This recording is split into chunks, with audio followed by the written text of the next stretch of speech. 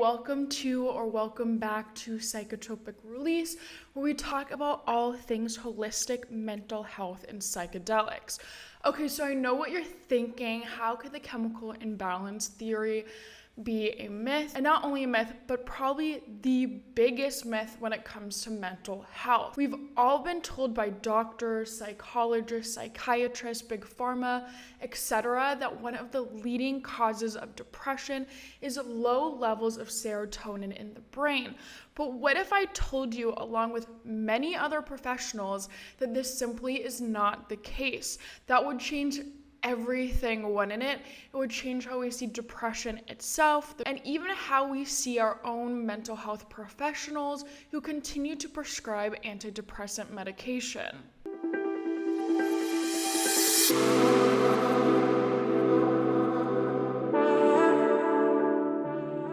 If the chemical imbalance theory was accurate, antidepressants would be effective, right? Depression would be simply resolved by taking medication, but this isn't the case.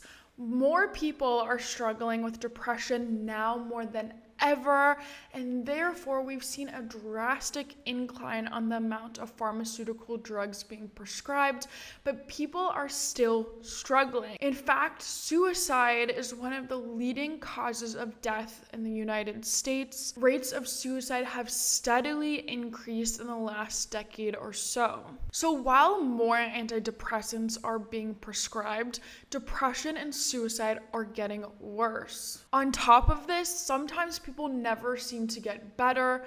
Maybe you know someone or you yourself feel this way, but it may seem like depression just keeps coming back and back and back. So why are there people who never seem to get better?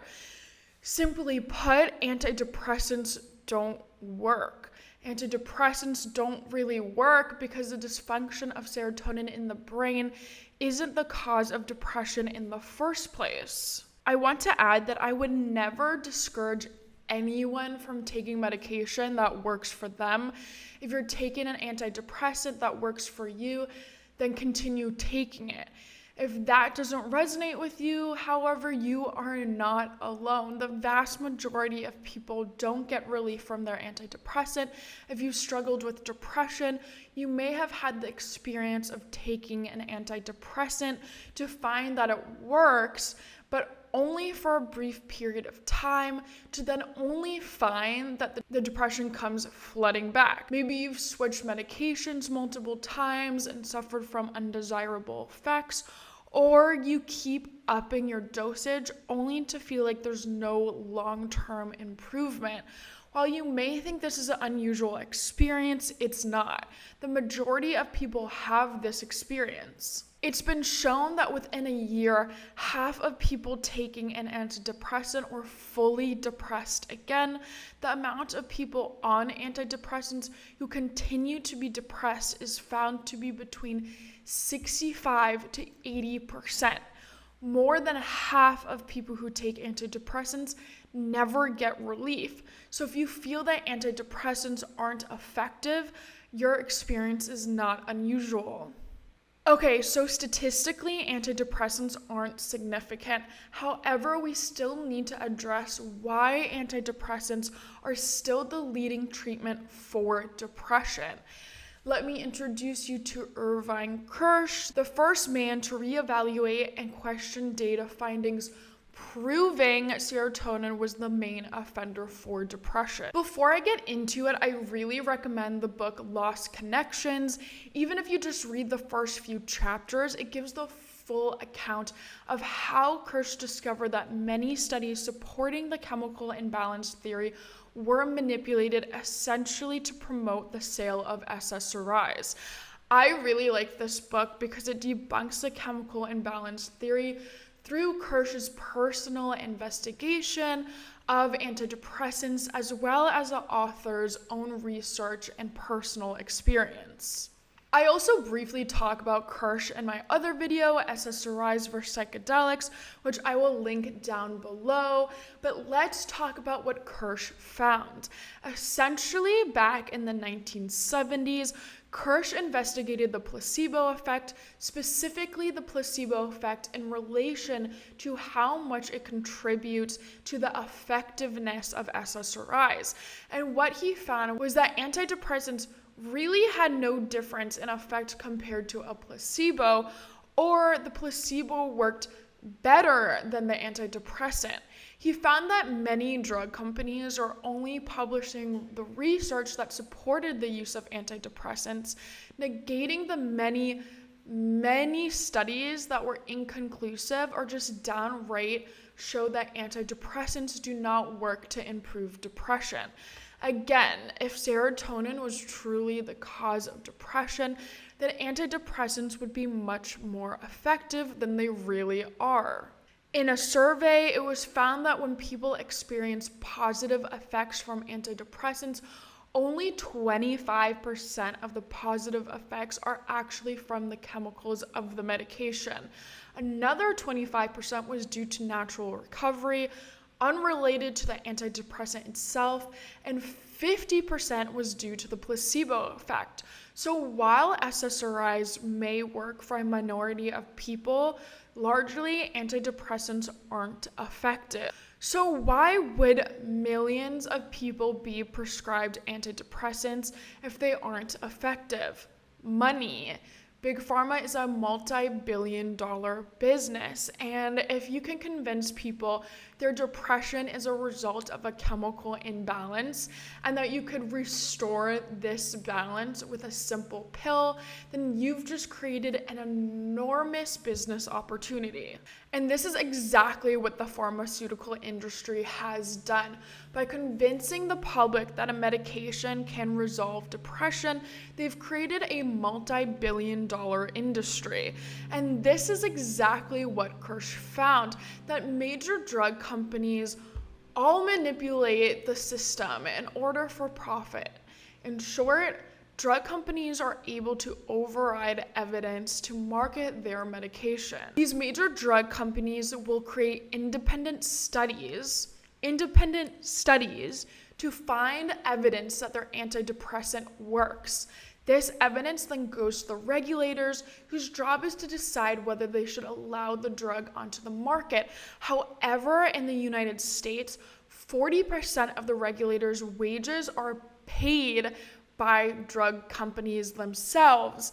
Therefore, they aren't really independent studies in the first place. So not only are these regulators already inclined to approve the medication, to make matters worse, they also only show studies proving the specific antidepressant is effective, aka studies showing results that support the sale of antidepressants are strategically chosen to present to the FDA.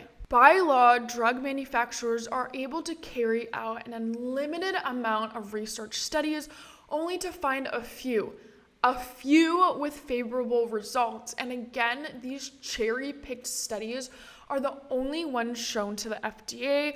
Therefore, the FDA doesn't even acknowledge or are even aware of the inconclusive or negative results of these studies because they're simply just dismissed. In fact, to do this is incredibly easy.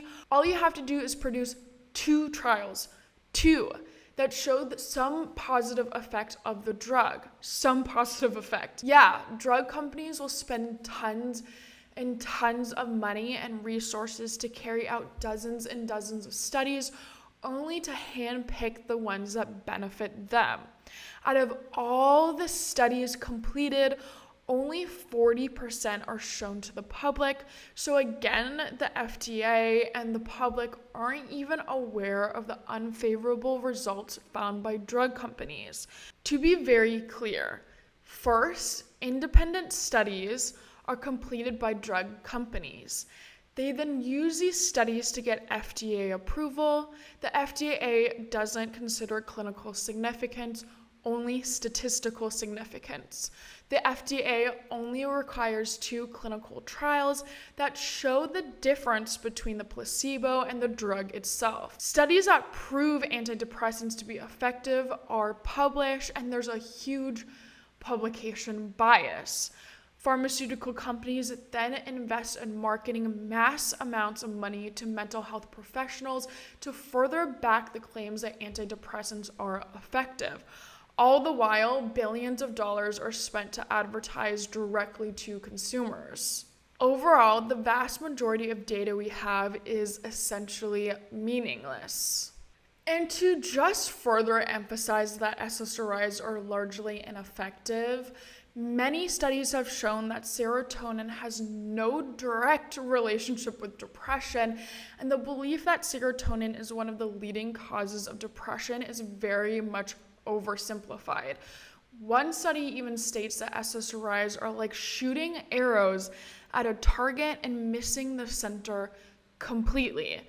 And to really nail in my point, here are some quotes by actual professionals. A quote by Dr. David Burns, an adjunct professor of psychiatry at Stanford University, has said, "I reviewed the entire world literature on brain serotonin, but couldn't find one shred of compelling evidence that a deficiency of serotonin causes depression, anxiety, or any other psychiatric disorder.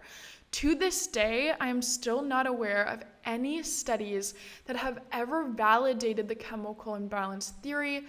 This theory is fueled more by drug company marketing than by solid scientific proof. Billions of dollars of annual profits from the sale of antidepressants and anti-anxiety medications are at stake. So drug companies spend vast amounts of money promoting the chemical imbalance theory." Furthermore, a professor of psychiatry at Wales, Dr. David Healy, has stated when referring to the chemical imbalance theory, there was never any basis for it, ever. It was just a marketing copy. There wasn't ever any evidence for it.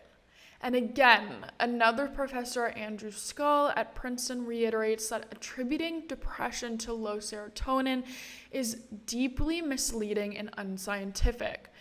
If you're still not entirely convinced, a very recent meta-analysis that literally came out last month compiled research from 17 studies. Their conclusion was that research has provided no consistent supporting evidence between serotonin and depression.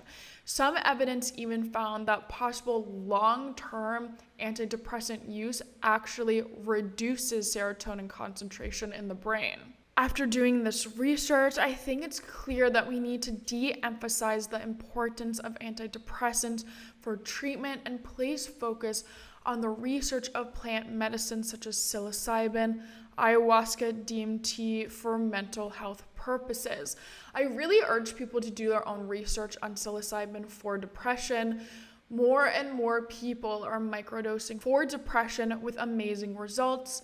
Me being one of them. I will do a video talking about my microdosing experience probably in the next few weeks. If you're interested in hearing about my experience of microdosing, hit the subscribe button below to stay tuned. If you found this video helpful, I'd love for you to also hit the like button and subscribe if you want to hear more about holistic mental health and psychedelics.